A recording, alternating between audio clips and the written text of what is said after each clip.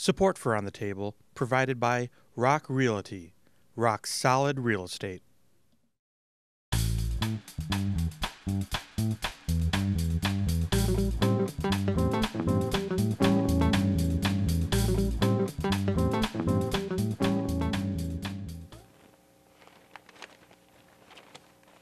Welcome to On the Table, the show where all sports topics are on the table.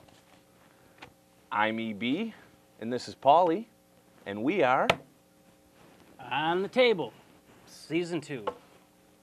Are you ready? I am ready. Well, let's do it. What do we got? First topic. All right. I was reading through the Chicago Tribune. It's about what it is, too, isn't it? Yeah. Anyways, if you look on the back here, what do we have? Princey. Prince Fielder, ouch. Right on the back, big article here. Prince signed. Yeah. Sanford and signed. Oh, it's the big one. Yeah, it is. Can't believe it. Can't believe it. Prince signed with the Tigers, for any fans who don't know, for $214 million for 9 years. Fourth biggest contract in baseball history. Now, does he deserve it? Does he not deserve it? I guess we won't debate the merits of that, but still the fourth biggest contract of all time. And, you know, kudos to him because he would not have gotten a deal like this if he would have performed like this 1 year, maybe not even 2 years. You know, he won the home run crown a few years ago, 50 home runs, 50 plus, whatever it was.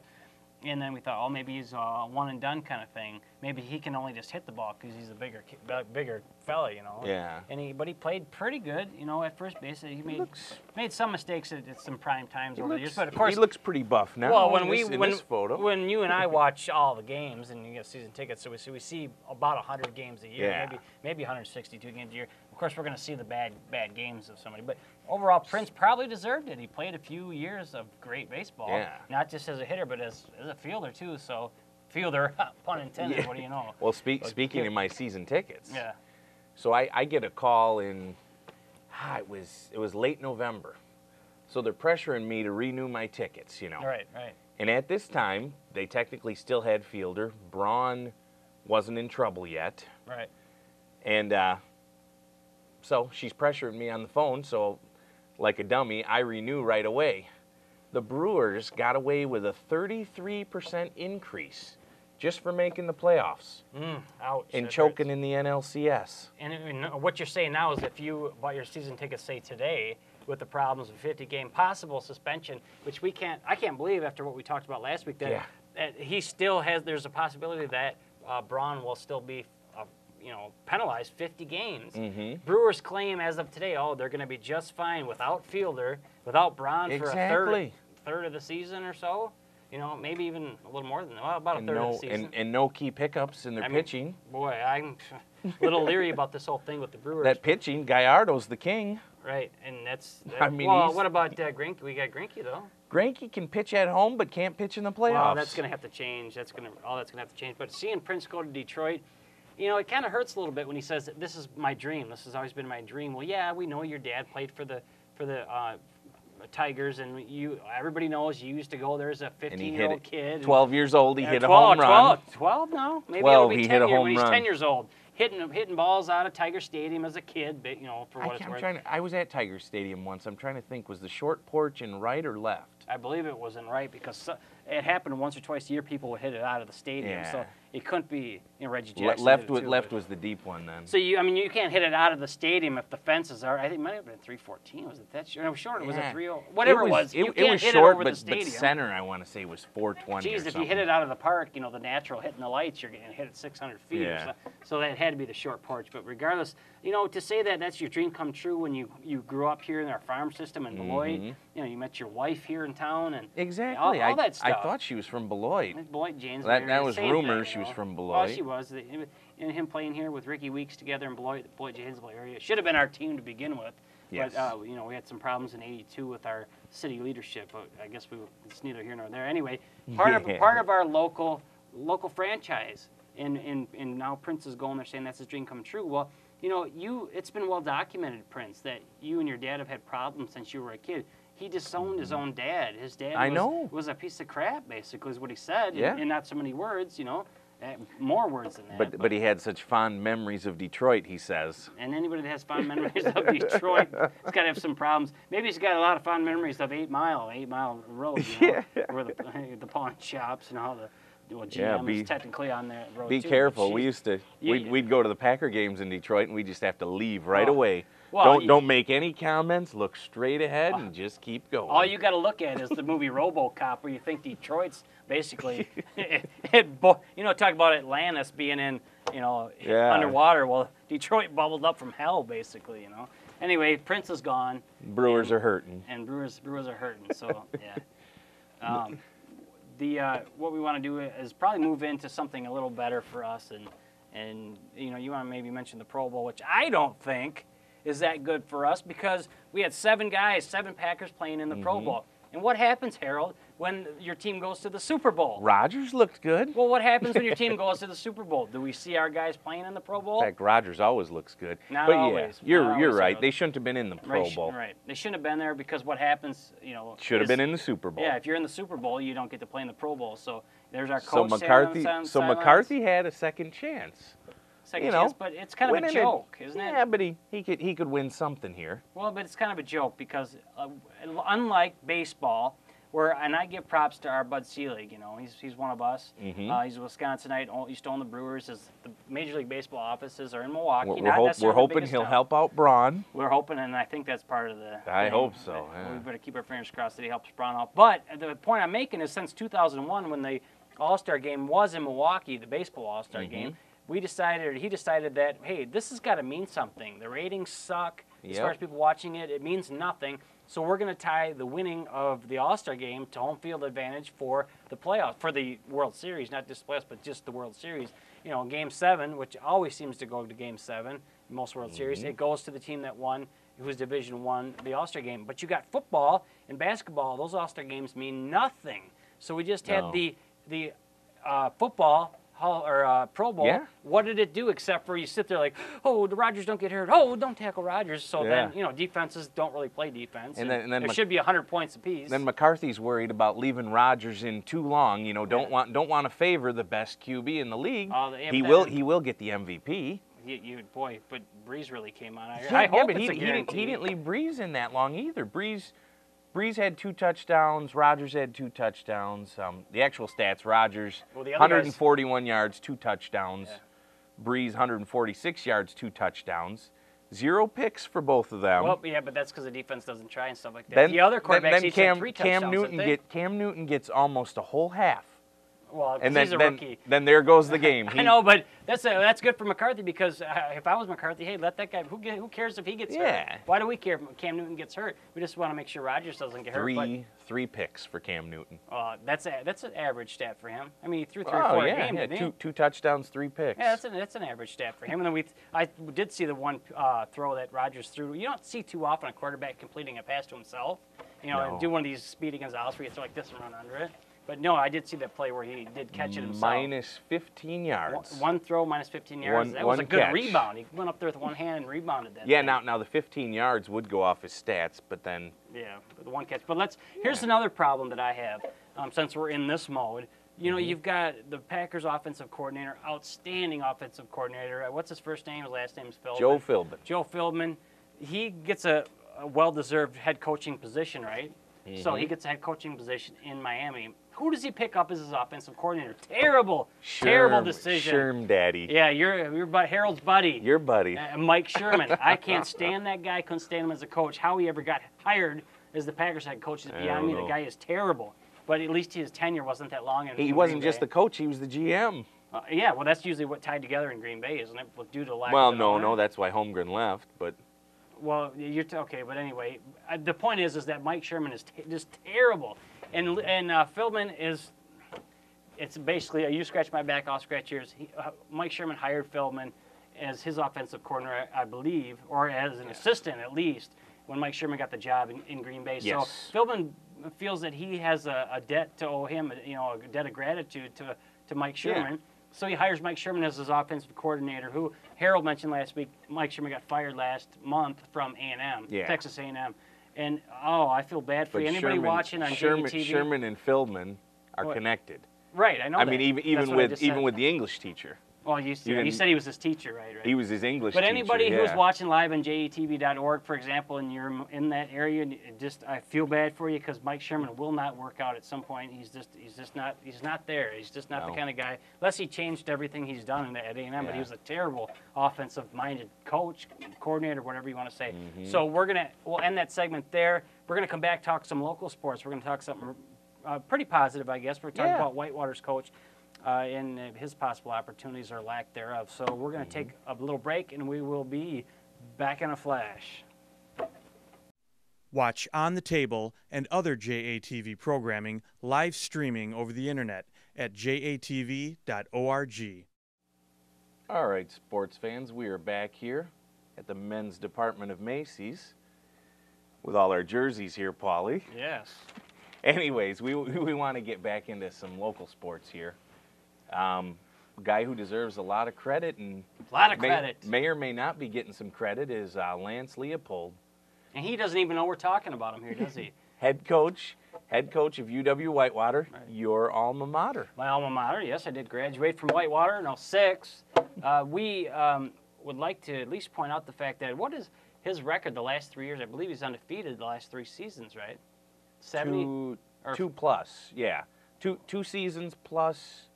They lost in the championship game 3 years ago. So Yeah, well, he's won 45 straight wins. 45-0 his last 45 games, including three national championships or 2 in a row? 3 or 2 in a row? 2 in a row. And the one before that, his only loss, I believe, in that season before this one was in the championship. They lost to Mountain Union 4 years ago then in the championship. Yeah, and we got the stats in here somewhere. But anyway, he's won 3 in a row, right?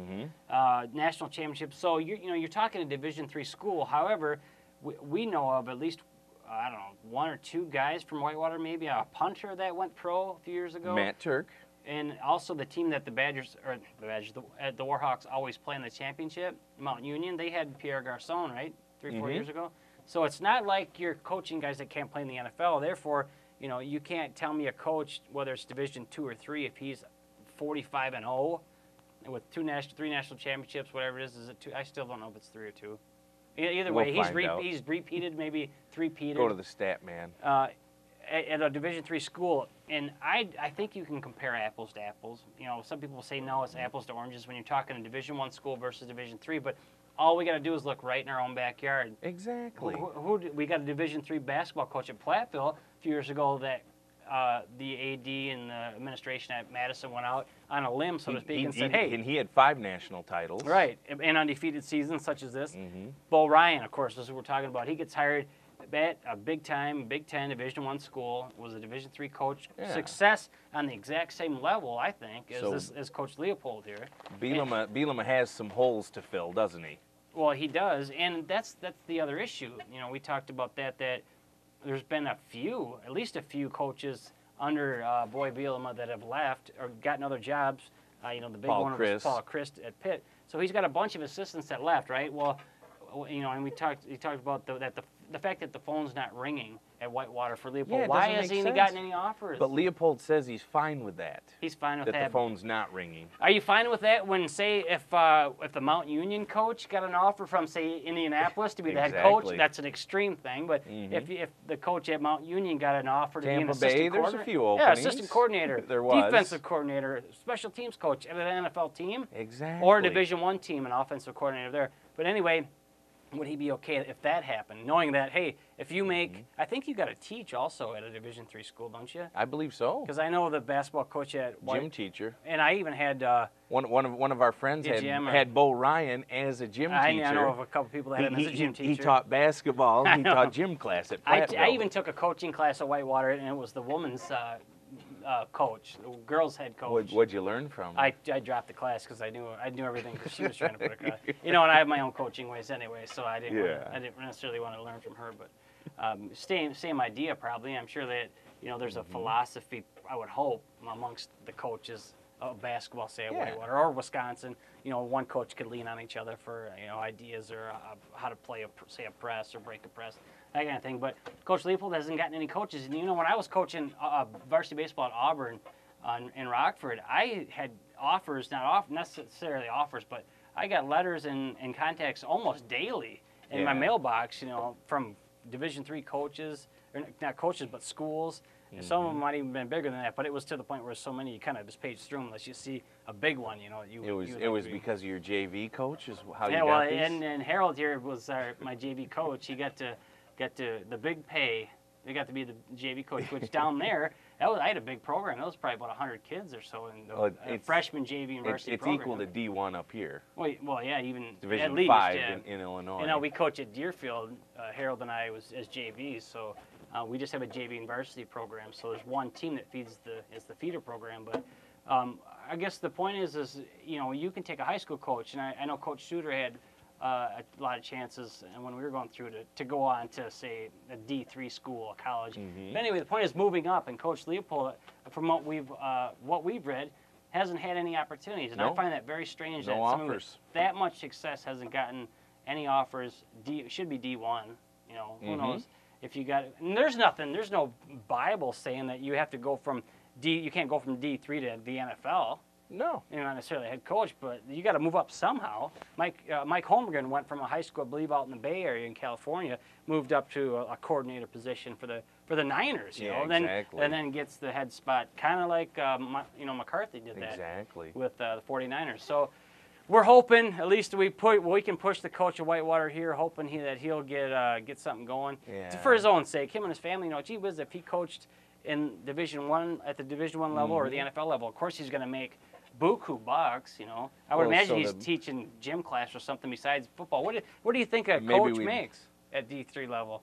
You think he gets a performance-based raise or merit-based raise? Nowhere near D1 where No, you're talking multi-millions. What do you think he makes? 40 or 50 grand coaching, maybe? Oh, more than that. You think? He's a few hundred, but I don't think he's a few hundred a year.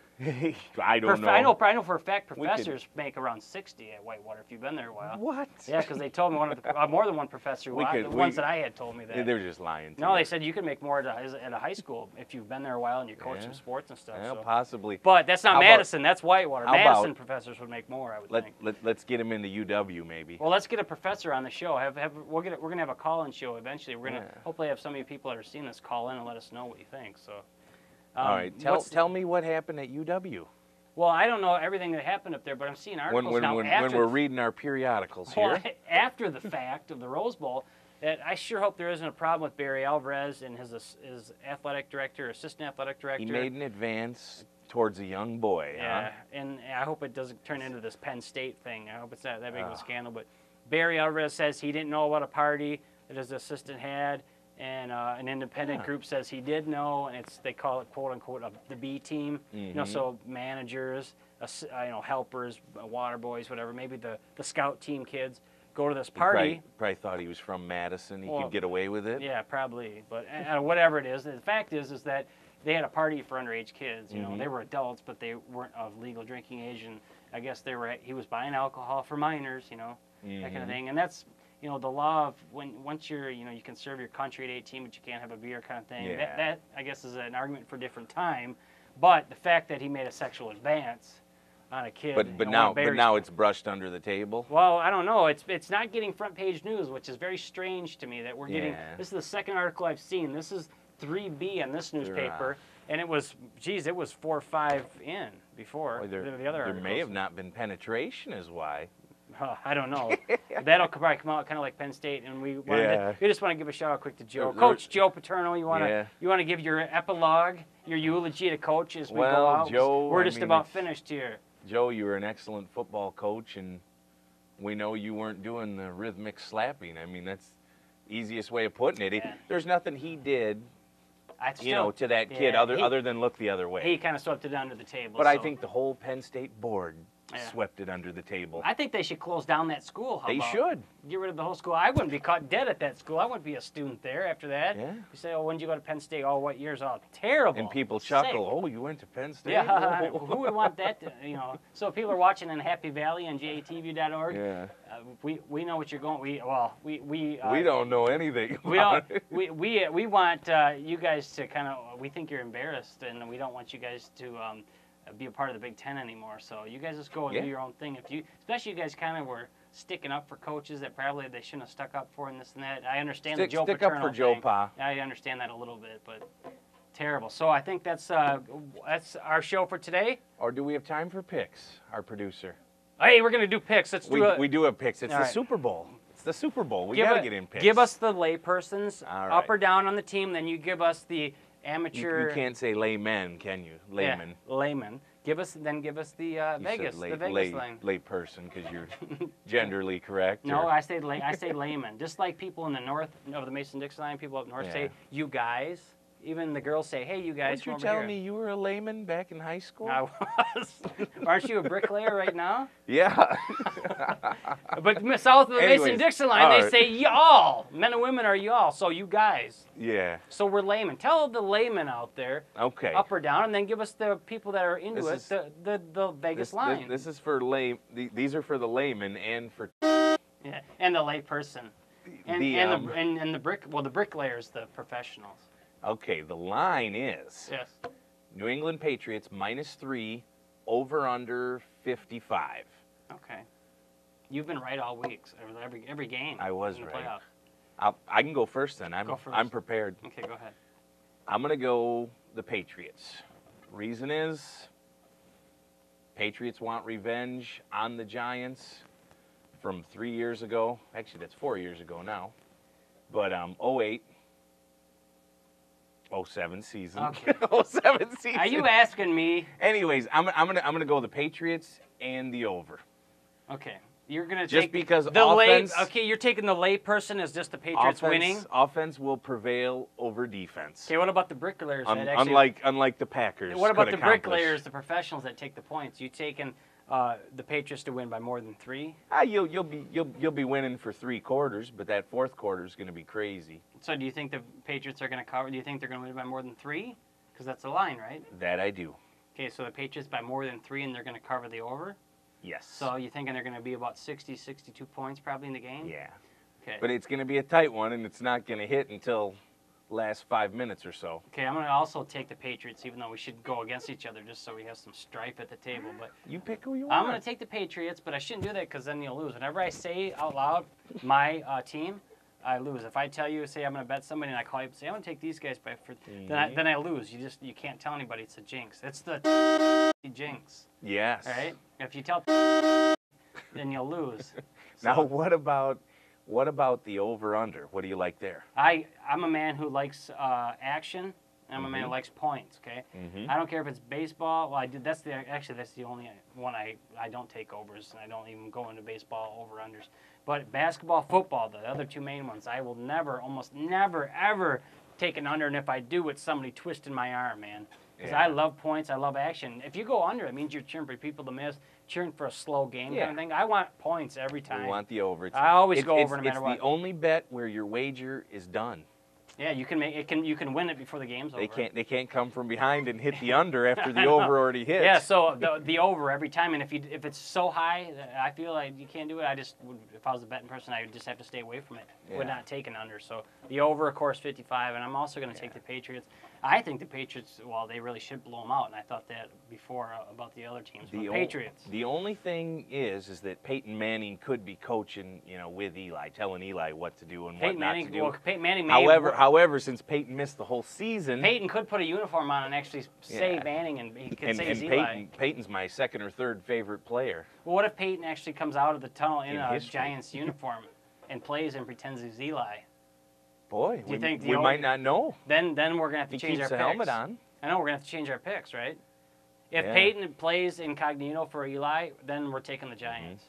So we're gonna take both teams. So we're gonna win either way. Either way, Okay. shootout. Can we bet money on both teams and then we'll automatically just lose the You juice? could. You'd lose the juice. Just lose the juice. So we're really we'll win either way. We'll feel good Yeah. about ourselves. Okay, so that's what we want in today's society. Just want to feel good about ourselves. So we're gonna bet both teams. So everybody's a winner here. Who's the winner here tonight? Who's the winner? Everyone's a Who's winner. the real winner here, Mikey? I'm a winner. Mikey's the winner. Your money, and you know it, and that's why you're saying that. I'm sick of that. Your money. Everyone's a winner. Are you sign ready? off. Are you ready to go? I'm ready to I'm sign ready off. to go. Okay. Kapow. We are off the table.